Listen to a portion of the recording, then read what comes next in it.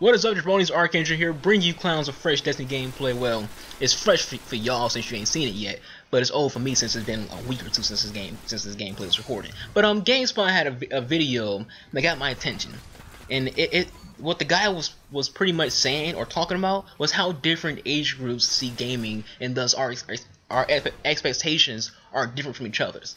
Like those of us who are in our 20s or older, whom have been gaming since the 90s or earlier. Most of us have expectations for new games nowadays because we grew up with basic games, and as those games evolve with us as gamers, our expectations evolve as well. So now we care about story, we care about minor details. Meanwhile, new gamers, kids, teenagers who didn't grow up at a time where they had evolved with the gaming industry, so they don't understand or care about what long-time gamers notice and care about. So you see people usually under the age of 20 who think games like Destiny is just amazing. It's the best thing they ever played. You know, the same thing with Call of Duty games. You think every Call of Duty game is the best game they ever played because they didn't grow up the same way we did when it comes to gaming. You know, while gamers like us, we point out the flaws of these games because we evolved with the industry. We know what to look for and what we want to see in the games we play. I'll link the video in the description, as it was a pretty good video, which is rare. Usually the more popular gaming channels don't have worthwhile videos to watch. Usually the best videos to watch are smaller channels, you know, in between 1,000 and I don't know what would be considered a large channel or a small channel, but you know what I'm trying to say.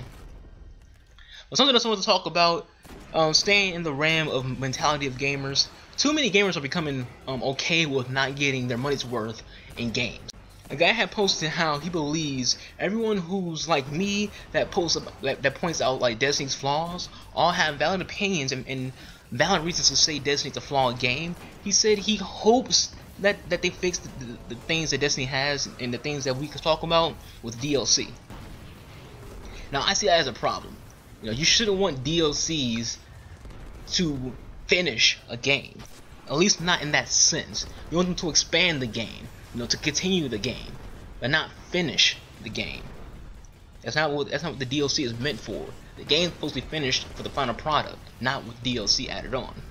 You know, we as gamers are becoming okay with developers selling us games that aren't finished, just to give us the rest of the game as DLC. You know, we can talk about this 24/7. We all know what I'm talking about. Games that we know aren't finished, and we know that the DLCs are nothing but a cash grab. Nothing but that money. That's all it is. There's two types of DLCs. Just like what I said about microtransactions, there's two sides to everything.